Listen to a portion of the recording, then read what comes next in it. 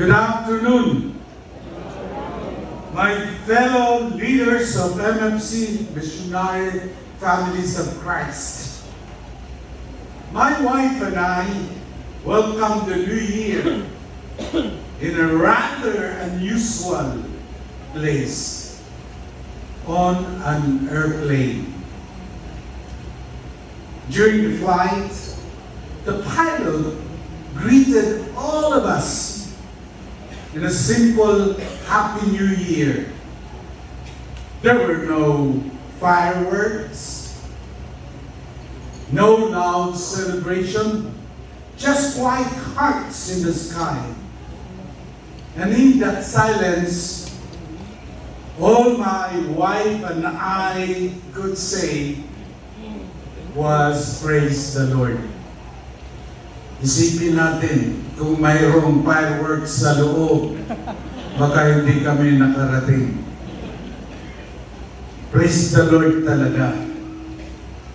For the past 12 years, this January trip to the Philippines has been a sacred routine for me and for my wife. I would come home for many reasons. Medical mission preparations for Canada and USA, meeting like this, meeting the leaders, and most especially, time with our founder. By the way, my name is Yamba, and I am the continent coordinator for the Americas. Pag sinabi natin Americas, I handle the whole Latin America, north to south, Canada, and the US of A. Every year, I look forward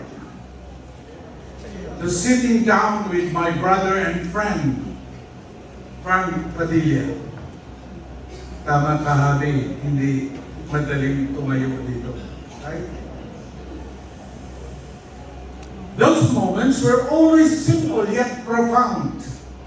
Honest conversations, joyful sharing, and deep reflection.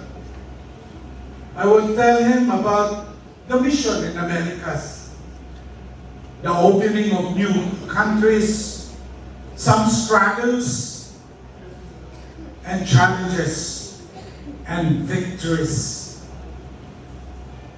Brother Frank would listen quietly and wisely, always pointing me back to God and to the mission instructed to us. But this year was different. There was silence, a vacuum. I deeply felt that something was missing. I miss that familiar presence. Last year, our brother Frank was seated on that row. And I had no chance of going to his house, so I reported to him. Ricky and I were having fun with him, talking about good things. I miss that familiar presence, that yearly exchange of hearts. And in that absence, I realized even more how profound Brother Frank's legacy truly is. His legacy is not only in what he built, but in how he formed us leaders, teaching us to love the mission, to trust God completely, and to carry the work forward with humility and faith. Today, as leaders, we gather not only to remember him, but to honor him by continuing what he began.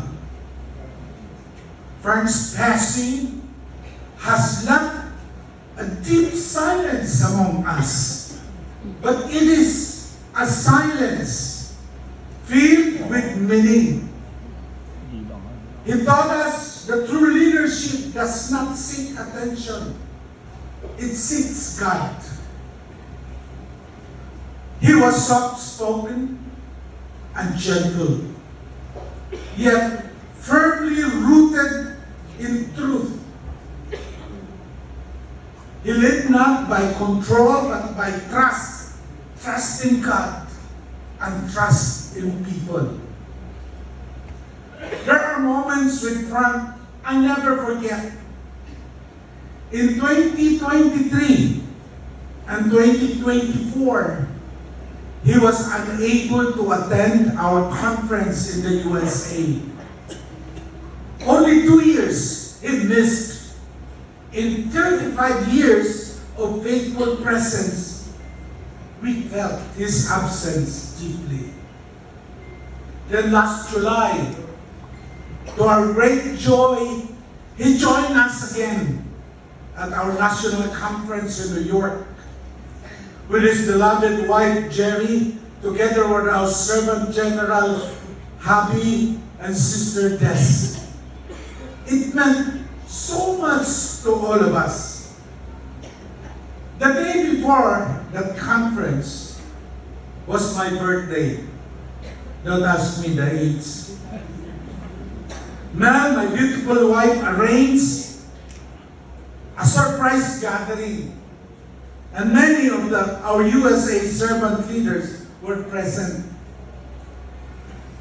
Frank stood up, took time to honor me. He spoke generously about the mission we had shared, the places, the people, the work God allowed us to do together. I listened with gratitude, not knowing those words would be the last time Frank would publicly speak of our shared mission. Looking back now, I realize that very moment during my birthday was not only a blessing to me, honoring me, but a quiet reminder to all of us, like this kind of setup with leaders, to all of us, how joyful and important for all of us to go on mission. Another thing I always remember about Frank was his simplicity. And Happy mentioned this. He lived what he preached. No flashy clothes to impress. He was truly free. Free to serve, free to love, free to follow God wherever he lived. I remember we presented the clergy night in the USA. About 100 bishops and priests will come. And then I asked Frank, what are you wearing? And he said, in his shirt like this one, why? What's wrong with it?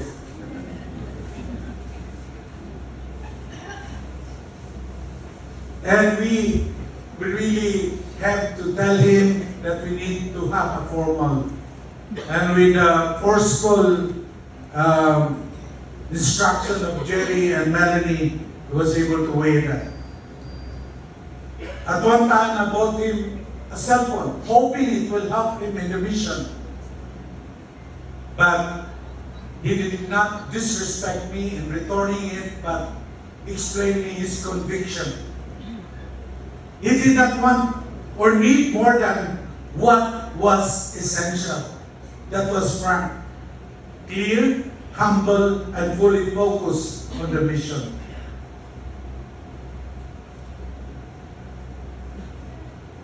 Today, we continue to grieve, but not without hope.